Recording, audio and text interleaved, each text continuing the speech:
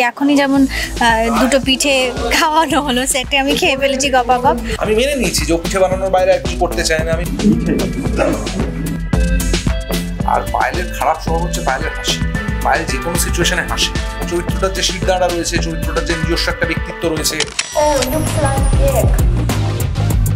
আমাদের মাঝে পেয়েছি উদয় সিংহ রায়ের বাড়ির বড় ছেলে তথাগত দাকে। তোমার চরিত্রের নাম কি? আমার চরিত্রের নাম রুদ্র সিংহ রায়। আচ্ছা, 3 বছর পর আবার পায়েল দি এবং তোমাকে এক ফ্রেমে দেখা গিয়েছে, তো এই উত্তেজনাটা নিয়ে কি বলবে? এটা একটা কমফর্ট জোন।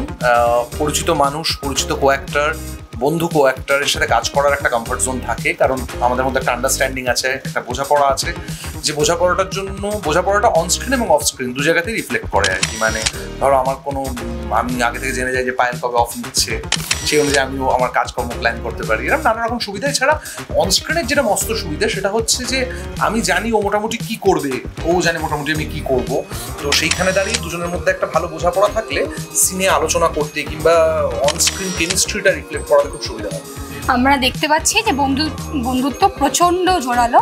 তো সেই ক্ষেত্রে পায়েলদের কোন কোন জিনিসগুলো প্রচণ্ড মানে কোথাও গিয়ে মনে হয় যেন এগুলো বাজে স্বভাব এবং কোথাও গিয়ে মনে হয় যেন এটা গুড হ্যাবিট, তো এইগুলো নিয়ে কি বলবে? এই দুটো নিয়ে পায়েলের সব থেকে ভালো স্বভাবটা আগে বলি, সেটা হচ্ছে পায়েল একজন সংবেদনশীল মানুষ, খুবই সংবেদনশীল মানুষের প্রতি, জীবজন্তুদের প্রতি, যেটা আমার সত্যিই ভালো লাগে। এবং আরও যেটা ভালো লাগে পায়েলের সংযম বোধ। পায়েল জানে যে কোথায় লাইন টানতে হবে, যেটা খুবই একটা চমৎকার ব্যাপার এবং শেখার মতো ব্যাপার। অধিকাংশ আবেগপ্রবণ মানুষরা তো লাইন টানতে শেখেন না, কিন্তু পায়েল চমৎকার সেটা জানে। আর পায়েলের খারাপ স্বভাব হচ্ছে পায়েলের হাসি। পায়েল যে কোনো সিচুয়েশনে হাসে, যেটা খুব ইরিটেটিং। যখন রাগ করার কথা পায়েল তখন একটা রাগের হাসি হাসে, তো যখন দুঃখ পাওয়ার কথা পায়েল তখনও হাসে। পায়েল আনন্দিত হলে তো হাসেই।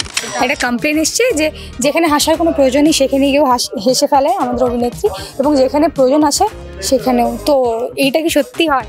এইটা মানে আমি হাসতে ভালোবাসি, মানে সেটা যেই শিল্পী এই কমপ্লেনটা করেছে আমি বুঝতেই পারছি, তথাই বলেছে। এবার সেটা আলোর ক্ষেত্রে বলেছে না পায়েলের ক্ষেত্রে বলেছে সেটা ভাবার বিষয়। যদি পায়েলের ক্ষেত্রে বলে থাকে তাহলে আমি সর্বদাই হাসি, মানে আমার কষ্ট হলেও আমি হাসছি, আমার হাসি পেলেও হাসছি, রাগ হলেও হাসছি, কারণ আমি চিৎকার করতে পারি না। তো আমার মানে প্রকাশ করার মাধ্যমটা হচ্ছে বিভিন্ন ধরনের হাসি। এবার সাথে যদি আলোর ক্ষেত্রে হয় তাহলে বলবো আলো একটু বোকা, খুব একটা চালাক চতুর্থ নয়। এবার বাইরের জগতের সাথে খুব একটা খাপ খেয়েছে এতগুলো দিনে, সেটাও নয়। তো ও চেষ্টা করে হাসি মুখে সব কিছু কাজ করে নিতে।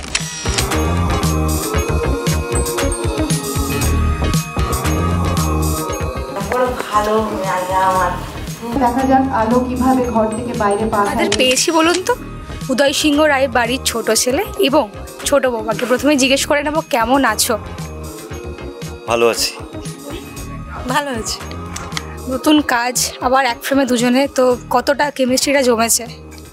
আবার একসাথে দুজনের না, আবার তোমার কথাটাও আবার একসাথে দুজনেরটাও ঠিক আমি বলে দিচ্ছি, বিকজ আমরা এর আগে একটা প্রজেক্টে অন্য একটি চ্যানেলে কাজ করেছিলাম, সেখানে আমরা দুজনেই ছিলাম, প্রজেক্টে আমরা ছিলাম, কিন্তু আমাদের ট্র্যাকগুলো পুরো আলাদা ছিল, তাই দুজনে একসাথে স্ক্রিন শেয়ার। টেকনিক্যালি তুমি ঠিক, কিন্তু অ্যাকচুয়ালি আমরা প্রথম স্ক্রিন শেয়ার এই প্রজেক্টে ফার্স্ট করছি। সিরিয়ালে দেখেছি আমি তুমি বাড়ির ছোট বউ এবং তুমি ছোট ছেলে, তো তোমাদের এই চরিত্রটা নিয়ে একটু শুনবো। ছোট ছেলে বাবার খুব ন্যাওটা বলবো না, বাবার খুব প্রিয়। তার কারণ হলো গিয়ে বাবা যেই ধারার মানুষ, ছেলেও সেই ধারাতেই তৈরি হয়েছে, যেটা কিনা বাবা বড় ছেলের সাথে পেরে ওঠেনি অবভিয়াসলি। তাই জন্য বাবার কাছে বড় ছেলের থেকে ছোট ছেলে অনেক বেশি প্রিয়। এবং এই ঋষি খুব অ্যাম্বিশাস, খুব ক্লাস কনসিয়াস, যার জন্য নাকি মেহুলি তার যে বেটার হাফ, তার সাথে একটা রাজ্যটকের মতো বিষয় সৃষ্টি হয়েছে। তার কারণ হলো গিয়ে মেহুলি নিজেরটা অবভিয়াসলি বলবে, আমি তো একটু বলছি, চারিত্রিক যে বা কিছু কিছু ক্যারেক্টারিস্টিক্স যেগুলো থাকে সেগুলো মেহুলির সাথে ওর একেবারেই মিলে গেছে। সেই জায়গা থেকে এরা খুব অ্যাম্বিশাস, এবং এরা অ্যাকচুয়ালি বাড়িতে অন্যান্য পরিবারের যে লোকজন আছে, বাড়িতে যে মানুষজন আছে, তারা কে কী করছে দে আর লিস্ট বদার, কারণ তাদের থেকে এই দুজনের পার্টিকুলার কিছু পাওয়ার নেই। তাদের কিন্তু পাওয়ার আছে এই বাড়ির একমাত্র একটি লোকের থেকে, যে কিনা এই বাড়ির কর্তা মালিক, সেটা হলো মিস্টার উদয়ন সিংহ রায়। যেহেতু আমি এই পরিবারের মানে যাকে বলে হেড, তো তার উপর অনেক দায়িত্ব থাকে। এমনিতে আমাকে সবাই ভয় পায়, কিন্তু আসলে আমি খুব ডিসিপ্লিনে চলতে ভালোবাসি এবং সবাইকে সেই ডিসিপ্লিনটা মেনে চলার জন্য মানে আমি ফোর্স করি আর কি, কিছুটা বলা যেতে পারে। তো সেটা অনেকের ভালো লাগে না, কিন্তু আমি যেহেতু মানে আমার উদয়ন সিংহ রায় পরিবারের একটা লেগাসি রয়েছে, সেই লেগাসিটা আমি যেভাবে নিয়ে যেতে চাই, তো আমি সেভাবে নিয়ে যেতে চাই, বা আমার যারা উত্তরসূরি তারা যাতে সেইভাবেই সেটাকে এগিয়ে নিয়ে যায়, তো আমি সেই চেষ্টাটা করি। এই পরিবারের একটি সংবাদ মাধ্যম মানে ফ্যাক্টরি আছে যেখানে প্রিন্টিং এর এদের বিজনেস। তো সেই ফ্যাক্টরিতে আলোর বাবা চাকরি করতেন। তো একজন লেবারের মেয়ে, তো যেই ক্লাস থেকে ও বিলং করে, সেখানে এত বড় একটা পরিবারে এসে সে আর কি জায়গা পেয়েছে বলা যায়। তো সেখানে তার একটা লড়াই, তো নিজস্ব লড়াই থাকেই, সবার সাথে মিলেমিশে কি করে এক হয়ে থাকবে, তো সেই লড়াইটা প্রতিনিয়ত চলে। এই পরিবারের আশা কি করে? এই পরিবারের আশা মানে গল্পে আমরা দেখতে পাবো না, আমরা গল্পে শুধু জানতে পারবো যে কোনো একটা ঘটনার কারণে বা সূত্রে এই বাড়িতে আলোর বিয়ে হয়ে আসা। আমরা দেখেছি আপনি বলেছেন যে তুমি ভুলে যেও না উদয় সিংহ রায়ের বাড়ির বউ তুমি, তো সেখান থেকে কি কোথাও কি সম্মানটা খুব বেশি জড়িত হয়ে গেছে বলে মনে হয়, যে রান্না বান্না বা নিজের আইডেন্টিটিটা তৈরি করতে এতটা টাইম নিয়েছে যেহেতু বৌমা, তো সেই ক্ষেত্রে সম্মানটা বারবার প্রশ্ন চিহ্নের সামনে এসে দাঁড়িয়েছে, তো তুমি এই নিয়ে কী বলবে? আসলে বলবো মানে আমি একজন সেলফ মেড ম্যান, আমি উদয়ন সিংহ রায়, সে জীবনের বহু বছর ধরে অনেক পরিশ্রম করে সে আজকে সমাজে একটা জায়গা পেয়েছে। তো কি হয়, আমাদের বা আপনাদেরও বাড়িতে যখন আপনাদের কোনো পরিবারের সদস্য যদি কোনো ভুল করলো, কি অন্যায় করলো, তখন আপনাদের পরিবারকে সে আঙুল তুলে দেখা হবে, বলা হবে। তো এক্ষেত্রেও আমার বৌমার কোনো কাজ, সেটা বাড়ির মধ্যে হোক বাড়ির বাইরে হোক, এমন কোনো কাজ করে যেটা আমার পছন্দ হয় না, বা যেটা আমার পরিবারের যে স্ট্রাকচার বা পরিবারের যে মুড বা পারিবারিক যে সম্মান প্রতিষ্ঠা সমাজে, তার বিপরীতে যায়।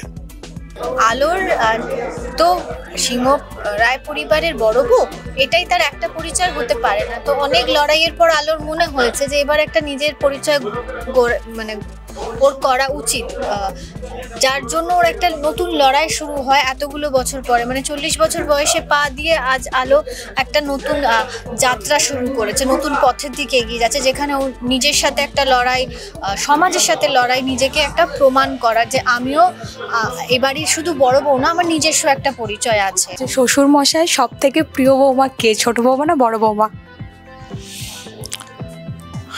এইটা না খুব কঠিন প্রশ্ন আমার কাছে, কারণ অনেক সময় কি হয় জানেন তো, যে ধরুন যে আপনাকে সবসময় সাপোর্ট করে বা আপনার কথা খুব শোনে, সে হয়তো আপনার প্রিয় হয় সাধারণত, কিন্তু এমনও হয় যে যে আপনার কথা শুনছে না খুব একটা, বা আপনি যেটা চাইছেন সেটা করছে না, কিন্তু তার সেটা না করার মধ্যেও তার মতো করে তার কোথাও একটা যুক্তি আছে বা তার একটা অন্য লড়াই আছে। তো সেই জন্য আলোকে একদম সহ্য করতে পারে না, কারণ ও নিজে প্রচণ্ড একটা হাই ক্লাস ফ্যামিলি থেকে আসে, আলো সিম্পল ফ্যামিলি থেকে আসে, সেই জন্য আলোকে একদম পছন্দ করে না, সেটাও দেখিয়ে দেয় বারবার। তো সেটাই মেহুলি। সামনেই পুজো আসছে, পুজো নিয়ে কি বলবে? পুজো নিয়ে আগাম শুভেচ্ছা বার্তা জানিয়ে রাখছি, শারদীয়ার শুভেচ্ছা তোমাদের প্রত্যেককে। তোমাদের পুজো খুব ভালো কাটুক, খুব আনন্দে কাটুক, খুব কি বলবো, শান্তিময় হোক তোমাদের পুজো। পুজোর কি প্ল্যান? কোনো বছরে আমি কলকাতা শহরে থাকি না, এই প্রথম, অনেক বছর বাদে এই প্রথমবার কলকাতা শহরে থাকছি। আমার ছেলে 5.5 বছর হয়েছে, তার প্রথম কলকাতায় তার প্রথম পুজো এটা। আচ্ছা, পুজোর 5 দিন কি ডায়েট চার্টটা ভাঙা হয় না ওটা মানা হয়? আমি কখনোই কোনো রকম ডায়েট চার্ট খুব একটা মেনটেন করি না, আমি খুবই খাদ্যরসিক, আমি খেতে খুব ভালোবাসি। এখনই যেমন 2টো পিঠে খাওয়ানো হলো, সেটে আমি খেয়ে ফেলেছি গপাগপ। সো খাদ্যরসিক মানুষ যেহেতু খাওয়াটা কন্ট্রোল করতে হয় কাজের সূত্রে, কিন্তু খাই, সব খাবার খাই। আচ্ছা, পুজোর অষ্টমীর দিন কি কাপল করে দেখা যাবে তোমায় আর বড়মশাইকে? না, আমি আসলে ওরকম ভাবে পুজো দেখি না। কলকাতা শহরে তো বহুকাল মানে থাকি না পুজোর সময়টা।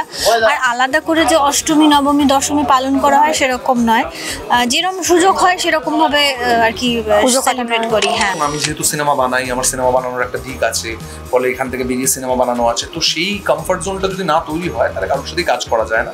তারপরে যখন দেখলাম সেই কমফর্ট জোনটা, তারপর আসে গল্প এবং চরিত্র।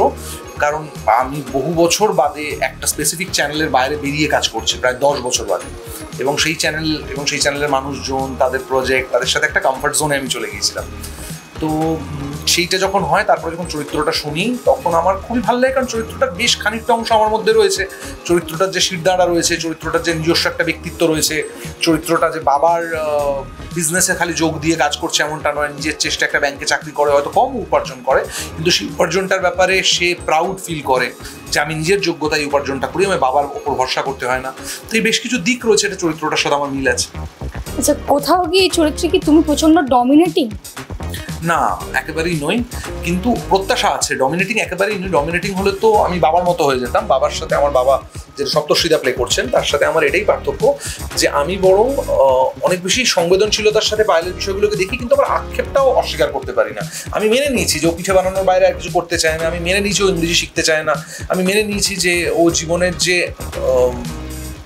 অ্যাসপিরেশনগুলো, জীবনের যে চাহিদাগুলো, বড় বড় চাহিদা আর কি, উচ্চাকাঙ্ক্ষী নয়, এগুলো আমি মেনে নিয়েছি। কিন্তু ও যে উচ্চাকাঙ্ক্ষী নয়, সেটার জন্য খারাপ লাগাটাও কোথাও যাচ্ছে না।